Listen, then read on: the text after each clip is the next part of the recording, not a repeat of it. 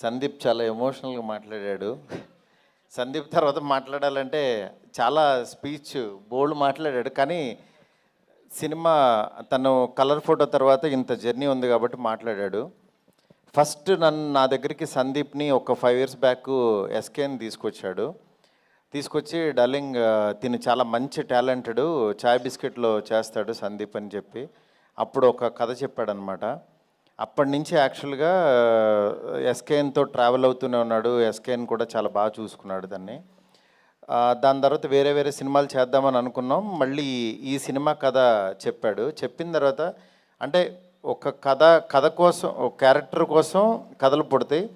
కానీ ఇతని కథ పుట్టింది మాత్రం రోషన్ను చూశాకో ఏదో తెలీదు.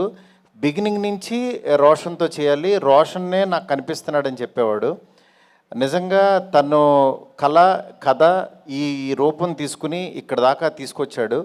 నిజంగా తన సంకల్పం చాలా గొప్పది, చాలా మంచి పాజిటివ్ పర్సను. కానీ రీసెంట్గా చిన్న వాటికి ఫస్ట్రేట్ అయిపోతున్నాడు. తమ్ముడు ఎందుకు తమ్ముడు నీకు అంత ఆవేశం? ఏదున్నా సరే సోషల్ మీడియా ఉందని అందరిలాగా నువ్వు కూడా ట్విట్టర్లో ఎందుకు ట్వీట్లు వేసేయటం? ఒకటి గుర్తుపెట్టుకో తమ్ముడు, పెద్దవాళ్ళ దగ్గరికి వచ్చినప్పుడు యాక్చువల్గా వాళ్ళు నిజంగా బాలయ్య బాబు గారు మన దగ్గరికి రావటం నీ అదృష్టం. ఎందుకంటే ఆయన రాబట్టి యాక్చువల్గా నీ మోగ్లీ సినిమా ఇంకా చాలామందికి తెలియని వాళ్ళకి కూడా తెలిసింది.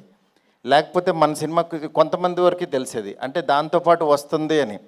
అందువల్ల ఎందుకు ఈ మాట అన్నానంటే, శంకర్ దాదా ఎంబీబీఎస్తో పాటు ఆనంద్ సినిమా వచ్చింది. ఆనంద్ సినిమా శంకర్ దాదా ఎంబీబీఎస్తో పాటు వచ్చింది కాబట్టి, చిరంజీవి గారిది వచ్చింది దాంతోపాటు వచ్చింది కాబట్టి చాలామందికి తెలిసింది. ఆ సినిమా చూశారు. ఇవాళ ఒక శేఖర్ కమలాన్ని ఒక మంచి డైరెక్టర్ని మనం ఇదయ్యాం. అలాగే నువ్వు కూడా బాలయ్య బాబు గారి బ్లెస్సింగ్స్తో నువ్వు ఎదగాలని కోరుకుంటున్నాను నేను. ఎందుకంటే ఎప్పుడు మనం నెగిటివ్ ఉండొద్దు. ఎందుకంటే ఒక పని జరిగిందంటే మేబీ ఈ డేట్ నీకు 13 రావటం మంచిదేమో, దాని గురించి మనం ఫస్ట్రేట్ అయిపోయి ట్వీట్లో వేసేసి కామెంట్స్ వేసేసి అవి వద్దు. ఎందుకంటే నువ్వు చాలా ఎదగలు తమ్ముడు. నువ్వు మాట్లాడుతుంటే వినబుద్ధి అవుతుంది. అందుకని ఈ మాట చెప్దాం అనుకున్నాను.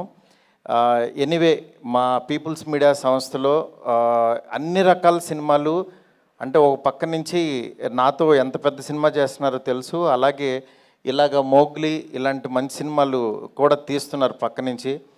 అంటే విశ్వ గారు బిగినింగ్ నుంచి కంటెంట్ కష్టపడే వ్యక్తిని మాత్రం ఆయన అసలు వదిలిపెట్టరు, అలాగే ఎంకరేజ్ చేస్తున్నారు.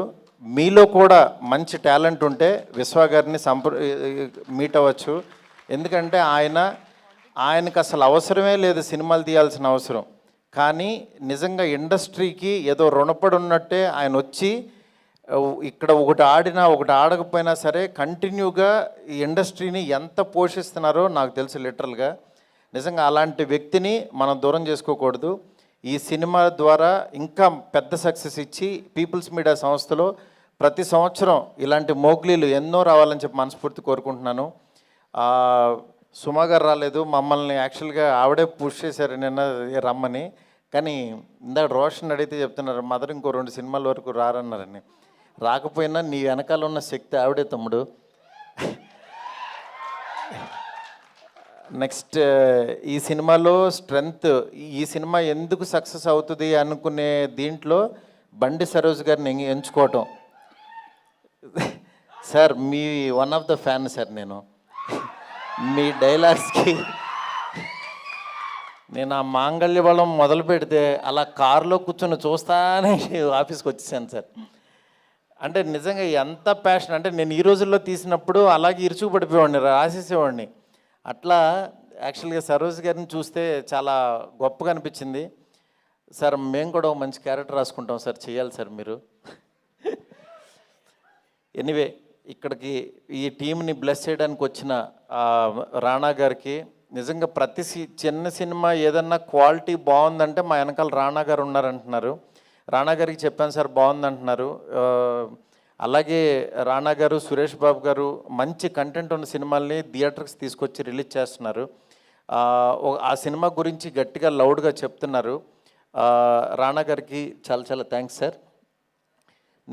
టీం అందరికీ కూడా చాలా బాగా ప్రొఫెషనల్గా చాలా బాగున్నాయి, అన్ని క్రాఫ్ట్స్ చాలా బాగా చేశారు.